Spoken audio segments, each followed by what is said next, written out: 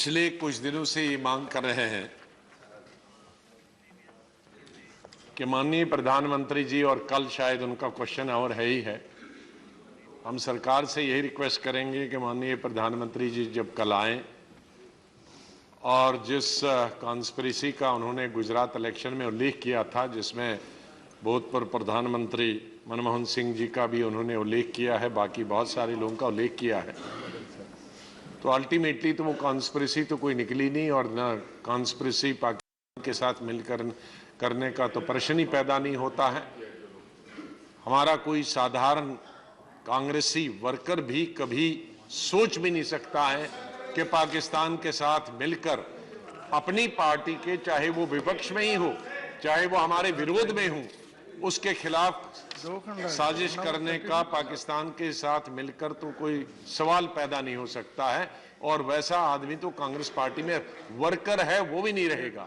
और इतने बड़े लीडरों पर आरोप लगाना, भूतपूर्व प्रधानमंत्री, भूतपूर्व उपराष्ट्रपति और भूतपूर्व सेनापति, यहाँ सेना के हमारे चीफ हैं, इनके पता नहीं वो प्रेडेसेसर थे या सक्सेसर थे, हाँ, तो ये इनका भी अपमान है हमारे मंत्री का कि आप उन पर आरोप लगाते हैं। सर हमारे आज सर मैंने चेयरमैन साहब को भी बता दिया उनके कमरे में कि उन्होंने 2 बजे कहा कि वो माफी नहीं मांगेंगे, कुछ नहीं करेंगे। हमने माफी की बात नहीं करते हैं, हमने कहा स्पष्ट करें।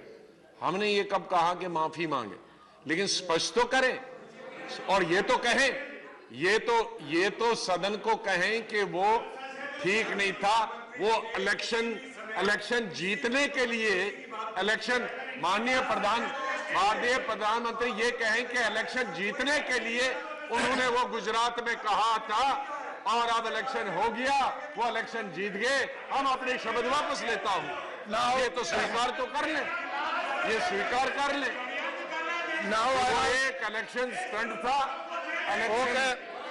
स्टंट था, उसका हमने लाभ उठाया, भाजपा ने उसका लाभ उठाया, अब रिजल्ट निकल गया, हम अपने शब्द वापस लेते हैं। खत्म हो गई। Now I have to take up the bill. The Indian Institute of Petroleum and Energy Bill. Shri Dharmendra Pradhan can move.